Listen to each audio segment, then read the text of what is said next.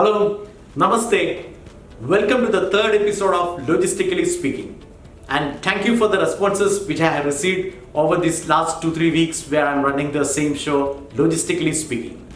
Today we will be talking about trade deficit and what it means for India. Every time you tune into a business channel or read the newspapers, it's abuzz with news highlighting India's trade deficit.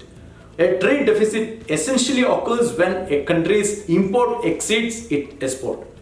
India's trade deficit stands at $3.15 billion.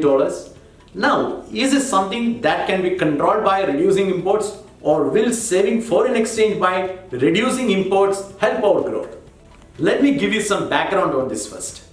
Indian import taxes before 1991 used to be an average of 113% and a maximum of 355%, resulting in India's share of global trade coming down to 0.5% in 1990.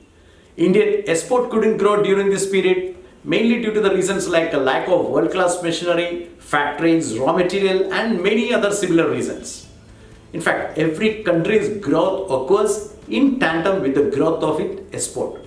And to grow exports, the support of import is required.